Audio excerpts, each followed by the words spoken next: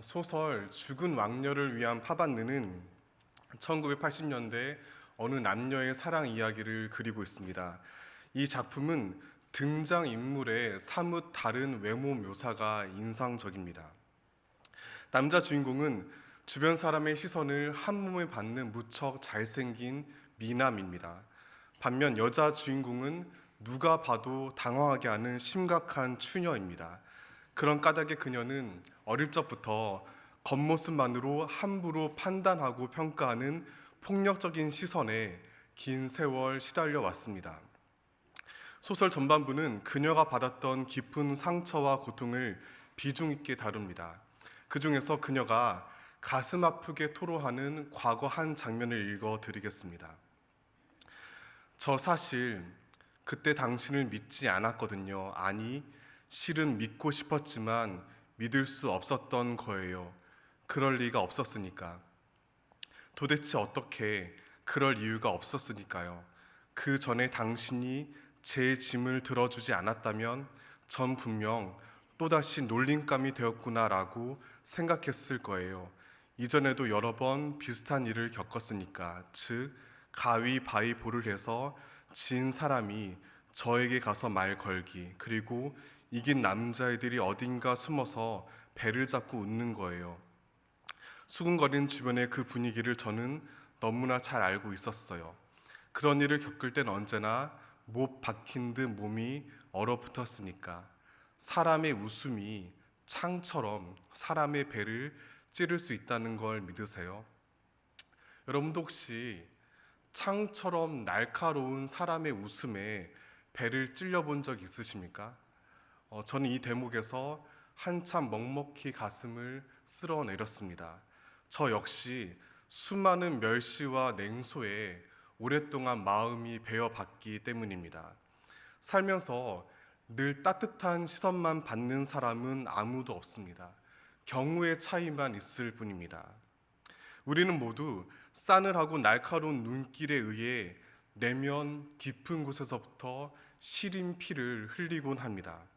외모를 비롯해 학벌과 집안과 성별과 출신 지역 등 여러 다양한 이유로 시퍼렇게 날서고 꼬인 시선을 사람들은 서로가 서로에게 주고받습니다. 그 결과 평생 지울 수 없는 상처를 안고 살아갑니다.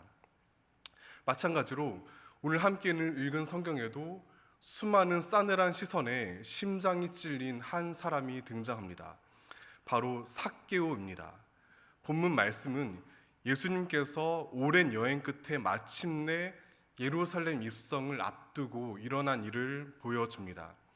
예루살렘 오른쪽에 있는 도시 여리고에 삭개오가 살고 있었습니다. 누가복음 저자는 그를 두고 세리장이라고 설명합니다. 관련하여 당시 로마 제국의 조세 제도를 살펴볼 필요가 있습니다.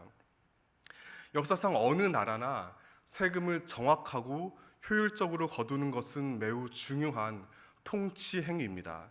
로마 역시 마찬가지입니다. 여러 속주로부터 세금을 잘 걷기 위해 많은 노력을 기울였습니다. 그런데 문제는 점점 제국의 영토가 커지면서 그 모든 식민지에 공식적인 조세 체계를 세우기가 무척 어려웠습니다. 그렇다고 해서 과거와 같이 약탈하듯이 제국이 직접 세금을 억지로 뜯어낼 수도 없었습니다. 그런 까닭에 로마의 세무제도는 긴 시간 변화를 겪었습니다.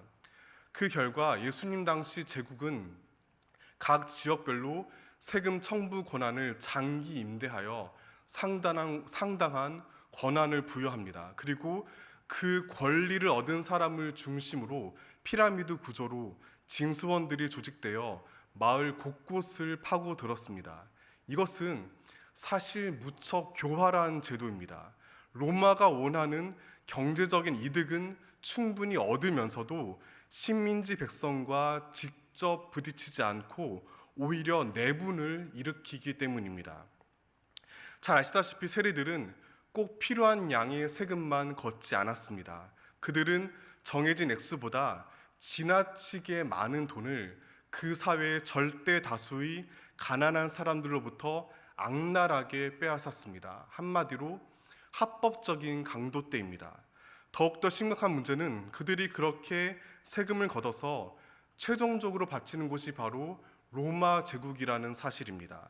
하나님을 알지 못하는 저 야만스러운 이방인들이 자신들을 침략하였습니다. 이것만으로도 선민의식에 사로잡힌 이스라엘로서는 무척 서럽고 비참합니다. 그 와중에 그러한 로마 제국이 든든하게 잘 유지되도록 세금을 거두며 동족을 착취하는 세리들이 과연 그들 눈에 어떻게 보였겠습니까? 결론적으로 세리는 그 시대 이스라엘의 처참한 상황을 가장 상징적으로 보여주는 집단입니다. 그들은 단순히 경제적인 범죄자만이 아니라 신앙까지도 저버리고 적국에 아부하는 끔찍한 민족 배반자, 그 이상이었습니다. 그런 까닭에 세리들을 향한 이스라엘의 혐오를 신약 곳곳에서 쉽게 발견하게 됩니다. 그런데 삭개오는 성경에서 유일하게 등장하는 세리장입니다. 그가 정확히 어떤 지위와 역할을 가졌는지는 모릅니다. 다만 그가 다른 평범한 세리들보다 우월한 위치에서 막강한 힘을 휘둘렀다는 사실은 분명합니다. 세리 가운데서도 단연 눈에 띄는 우두머리였습니다. 그렇다면 그런 삭개오를 그의 주변 사람들은 어떻게 보았을까요? 그를 친절하고 따뜻하게 바라보았을까요? 그렇지 않습니다. 비록 그가 가진 재물과 권력이 두려워 드러내놓고 말은 못했습니다. 하지만 속으로 분노를 삼키며 그의 왜소한 몸을 향해 이렇게 경멸 어린 시선을 보냈습니다. 천박한 로마 앞잡이, 돈에 눈이 멀어 신앙도 저버린 매국노, 더러운 욕심으로 가득 찬 짐승, 이것이 바로 사람들 눈에 비친 삭개오의 모습입니다. 그러던 어느 날 여리고에는 예수님께서 자기들 마을을 지나가신다는 반가운 소식이 들려왔습니다. 소문에 따르면 주님은 놀랍게도 수많은 병든 사람을 고치셨을 뿐만 아니라 심지어는 죽은 사람도 살리셨습니다. 또한 빵 5개와 물고기 2마리로 많은 사람을 먹이기도 하셨습니다. 그 모든 이야기는 오랜 시간 동안 여러 예언자가 예고했던 그 메시아가 어쩌면 예수님일지도 모른다는 가슴 떨리는 기대로 이어졌습니다. 그런 까닭에 마을 사람들은 어서 빨리 주님을 뵙고 싶어 했습니다. 마침내 예수님께서 여리고에 나타나 그들 사이를 지나가십니다. 그분을 향한 사람들의 기대와 환호가 점점 무르익기 시작합니다. 그런데 주님께서는 갑자기 걸음을 멈추시고 웬 나무 하나에 눈길을 옮기셨습니다. 본문 3절에서 5절 다 함께 읽겠습니다. 그가 예수께서 어떠한 사람인가 하여 보고자 하되 키가 작고 사람이 많아 할 수 없어 앞으로 달려가서 보기 위하여 돌 무화과 나무에 올라가니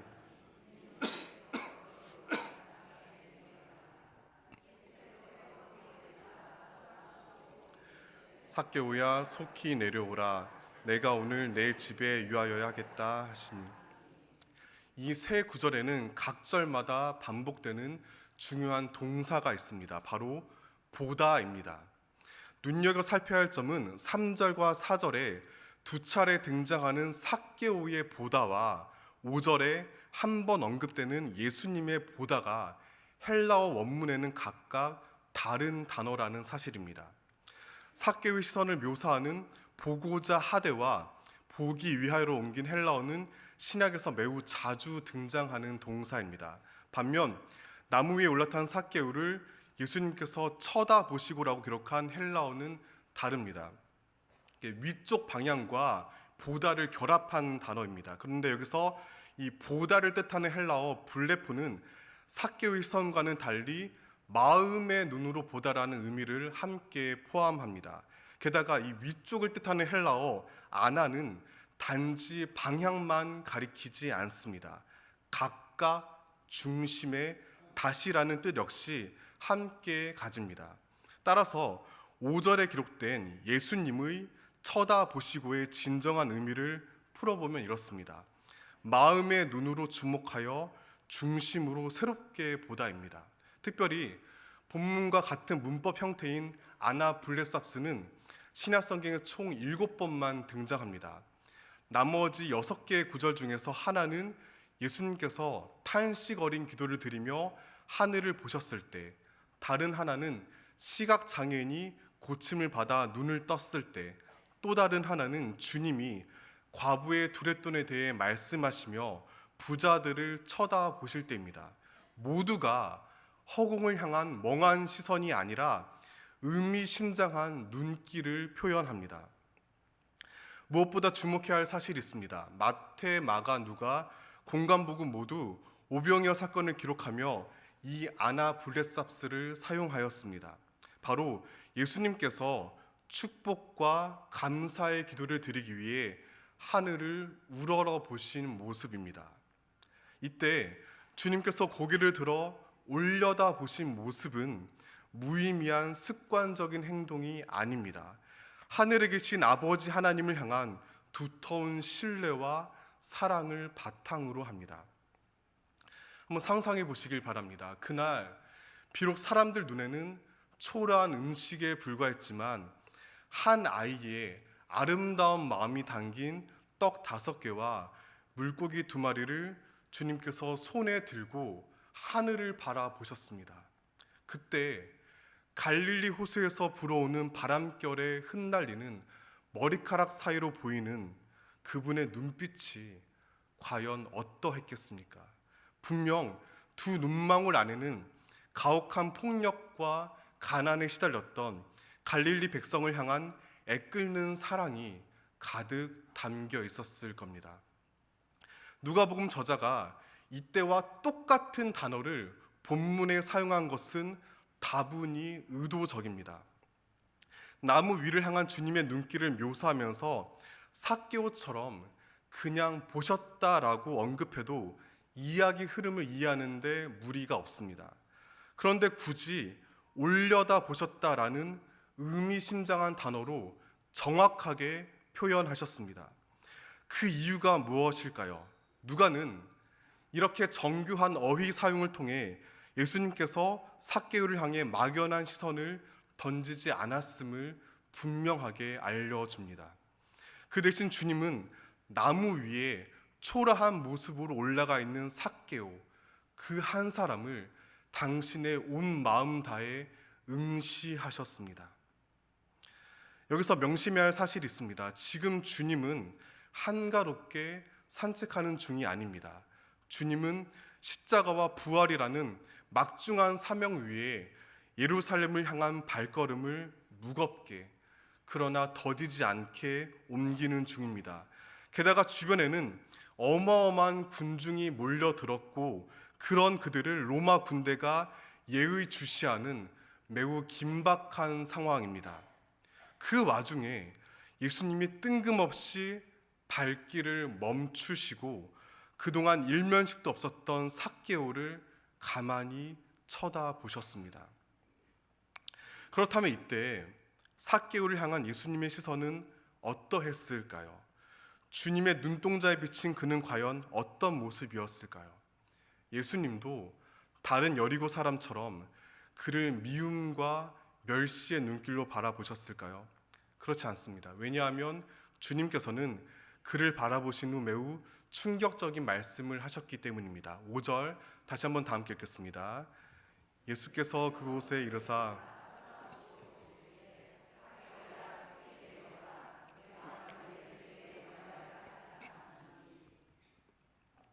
예수님께서는 삭개오에게 얼른 내려오라고 하시며 오늘 그의 집에 머물겠다고 말씀하셨습니다. 그 말씀은 주위에 모인 수많은 사람들에게 어마어마한 충격을 주었습니다. 왜냐하면 당시 문화에 따르면 불의한 방법으로 재물을 쌓은 사람 집에 머물며 대접받는 것은 그자가 행한 범죄의 동조하는 것을 의미하기 때문입니다. 이처럼 예수님께서는 마을 전체로부터 심각한 죄인으로 낙인 찍힌 삭개오에게 주저없이 다가가 기꺼이 그의 친구가 되어 주셨습니다. 이러한 행동은 그분 곁에 모여든 많은 백성을 무척 실망시켰습니다. 그들은 로마 제국으로부터 자신들을 해방시킬 영웅적인 메시아로 예수님께 기대를 걸었기 때문입니다. 다시 묻겠습니다. 그렇다면 이때 예수님께서 그 모든 위험을 무릅쓰고 돌 무화과 나무 앞에서 주목하신 삭개오는 당신 눈에 어떤 모습이었을까요? 예수님께서도 다른 여리고 사람들과 똑같이 매섭고 냉랭한 눈길을 보내셨을까요? 그렇지 않습니다. 주님은 삭개오에게서 같은 민족의 돈을 빼앗는 죄책감을 보셨습니다. 그렇게 아무리 악착같이 재산을 긁어 모아도 돈무지 채워지지 않는 마음속 깊은 공허함을 보셨습니다. 그 결과 체면을 무릅쓰고 나무 위에 오르면서까지 예수님을 만나고 싶어하는 갈급함을 보셨습니다. 사랑하는 성도 여러분, 마치 본문 속 삭개오와 같은 저마다의 깊은 어둠은 무엇입니까? 말씀의 의지에 간곡히 권면합니다. 내면 속에 그 어떤 아픔과 절망과 결핍이 꿈틀거린다 할지라도 주님 앞에 담대히 나아가시길 바랍니다. 그런 우리를 예수님은 결코 외면하지 않으십니다. 오히려 사랑의 눈길로 바라보시며 모든 슬픔을 누구보다 잘 이해하는 좋은 친구가 되어주심을 굳게 믿으시기를 바랍니다. 이처럼 삭개오는 예수님의 사랑 어린 눈길을 경험하였습니다. 한마디로 시선의 기적입니다. 내면 깊은 곳을 향한 주님의 예리하고도 따스한 시선과 눈을 맞춘 삭개오는 그 이전과 전혀 다른 새로운 삶을 살게 되었습니다. 삭개오는 그래서 예수님을 자기 집으로 초대해 잔치를 베풀었습니다. 이어서 그는 결연하게 일어나 사람들 앞에서 주님께 약속합니다. 8절 말씀을 세번역 성경으로 읽어드리겠습니다. 삭개오가 일어서서 주님께 말하였다. 주님 보십시오. 내 소유의 절반을 가난한 사람들에게 주겠습니다. 또 내가 누구에게서 강제로 빼앗은 것이 있으면 4배로 하여 갚아주겠습니다. 삭개오는 막연하고 모호한 회개를 하지 않았습니다. 그저 많은 헌금을 바치고 열심히 제사 드리는 것으로 자기 만족에 빠지지 않았습니다. 대신 그동안 자신이 저질러온 구체적인 죄를 명확히 고백합니다. 그것으로 머물지 않고 분명한 실천을 공개적으로 다짐합니다. 이제 더 이상 그는 제국의 질서를 따르는 것이 아니라 천국의 복음을 실천하는 사람으로 완전히 변화되었습니다. 이러한 그의 선언은 예수님께서 일관되게 전하신 하나님 나라 복음의 핵심과 정확하게 일치합니다. 이처럼 새롭게 된 삭개오의 모습을 통해 주님께서 보내시는 사랑의 눈길이 닿는 곳에 얼마나 위대한 일들이 시작되는지를 새삼 깨닫게 됩니다. 또한 우리를 참으로 변화시키는 것은 다른 무엇이 아닌 하나님의 은혜로운 시선임을 거듭 명심하게 됩니다. 우리가 여러 어려움에도 불구하고 예배의 자리를 지키는 이유는 분명합니다. 바로 예배를 통해 주님을 보기 위함입니다. 마치 그 옛날 비웃음과 미움의 시선을 이겨내고 나무 위에 오른 삭개오와 비슷합니다. 사람들은 모두 이 땅을 살아가며 온갖 시선의 폭력을 겪습니다. 내 의지와 노력과 무관한 상황들 때문에 수많은 멸시를 겪기도 합니다. 남들보다 유난히 도드라진 결핍과 약점 때문에 괄시를 받기도 합니다. 겉모습만으로는 함부로 이해할 수 없는 삶의 다단한 모순 때문에 쉽게 무시당하기도 합니다. 그리하여 창처럼 날카로운 눈초리에 수도 없이 찔려 결국 지쳐 쓰러질 때가 너무나 많습니다. 그러므로 모든 인간은 스스로 알든 모르든 인정하든 하지 않든 마음 깊숙이 새겨진 상처를 부여잡고 예수님께 향합니다. 저마다의 돌 무화과 나무 위를 날마다 올라갑니다. 따라서 마음 깊이 깨달아시길 바랍니다. 우리가 하나님을 찾고 바라보기 전에 주님께서 먼저 우리에게 다가오십니다. 울먹이며 서럽게 올라간 나무 위를 온 마음 다해 올려다 보십니다. 그리고 너와 함께 머물며 친구가 되고 싶다고 포근하게 말씀하십니다. 사랑하는 성도 여러분, 이렇듯 예수님은 사람들과는 전혀 다른 사랑의 눈길로 우리 마음 깊은 곳을 들여다 보십니다. 이 놀라운 생명의 진리를 마음 깊이 품으시길 바랍니다. 그리고 그 시선을 통해 위대한 변화의 걸음을 삶과 일상 가운데 꿋꿋이 내딛기를 소망합니다. 순 모임은 이러한 섬김과 사랑의 공간이 되어야 합니다. 또 다른 삭개오의 잔치상이 되어야 합니다. 모임을 하며 그 무엇보다 저마다 경험한 하나님의 사랑 어린 시선을 함께 나누시길 바랍니다. 주님의 따뜻한 눈길로 말미암아 내 삶에 어떤 변화가 있었는지 서로 고백하시길 바랍니다. 그리고 더 나아가 그러한 은혜의 눈길을 서로가 서로에게 보내야 합니다. 교회는 유치한 조건으로 함부로 다른 사람을 평가하고 무시하는 시선에서 안전한 공동체여야 합니다. 적어도 순모임 안에서는 겉모습이 아닌 순원 내면에 있는 하나님 형상을 더욱더 주목하는 아름다운 섬김과 교제가 넘쳐나길 바라고 축복합니다. 설교를 시작하며 소개한 소설 죽은 왕녀를 위한 파반내에서 여주인공은 추한 외모로 오랜 시간 깊은 상처를 받았습니다. 하지만 남자 주인공의 한결같은 사랑의 시선을 통해 놀라운 치유와 변화를 경험하였습니다. 그 감격을 그녀는 이렇게 고백합니다. 그렇습니다. 그 전까지 저는 한 번도 뜨거운 눈물을 흘려본 적이 없습니다. 눈물은 더없이 차가운 것이었고 그때의 제 마음도 그런 것이었습니다. 그리고 알 수 있었습니다. 냉대를 받은 인간의 마음은 차가운 눈물을 흘린다는 사실을, 관심과 사랑을 받은 인간의 마음만이 더없이 뜨거운 눈물을 흘릴 수 있다는 사실을 말입니다. 말하자면 당신은 한 여자의 체온을 바꿔 주었고 한 여자를 둘러싼 세상의 기후를 바꾸어 주었습니다. 그리고 무엇보다 달의 뒷면처럼 어둡고 어두웠던 저라는 여자를 바꾸어 놓았습니다. 어느새 저는 느낄 수 있었습니다.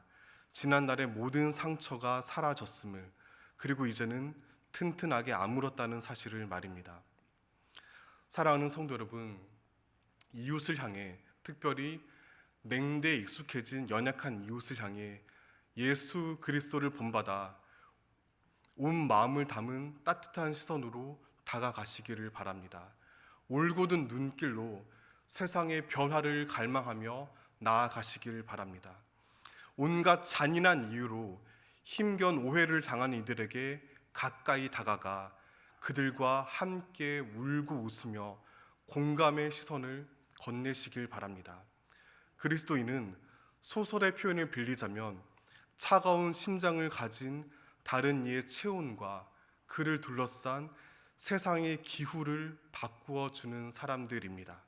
주님께서 먼저 우리를 향해 다정한 눈길로 올려다 보셨습니다.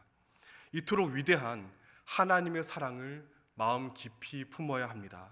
그 안에 담긴 놀랍고도 아름다운 변화의 시선을 더욱더 감사함으로 누려야 합니다. 그리하여 우리 모두가 사랑의 눈길을 통해 공감의 공동체를 이루는 참된 그리스도인으로 살아가기를 진심으로 축원합니다. 기도하시겠습니다. 한없는 사랑과 긍휼의 하나님, 사람들의 차갑고 싸늘한 시선을 받을 때가 너무나 많습니다. 그로 인해 헤아릴 수 없는 깊은 슬픔에 잠기기도 합니다. 그리하여 삭개오처럼 나무 위에 올라 주님을 기다리는 저희를 불쌍히 여겨 주시옵소서. 하나님께서 자녀들의 아픔을 너무나 잘 아시고 한없이 따뜻한 사랑의 눈길로 올려다 보실 줄 믿습니다. 그 은혜로운 눈길을 마음에 분명히 새기고 거짓과 욕망의 길에서 벗어나 항상 주님과 동행하게 하여 주시옵소서. 예수님을 본받아 주위 사람들을 향해 공감의 시선을 건네는 참된 그리스도인이 되게 하여 주시옵소서. 승리의 순몸을 위해 기도합니다. 모든 순이 주님의 시선을 서로에게 주고받는 따스한 섬긴 공동체 되기를 소망합니다. 말씀의 진리를 더욱 풍성히 깨닫고 나누며 복음을 따라 살아가는 길을 서로 격려하고 응원하는 나눔이 넘치게 하옵소서. 참된 회복과 변화의 잔치로 저희를 초대하시는 예수 그리스도 이름으로 기도드립니다. 아멘.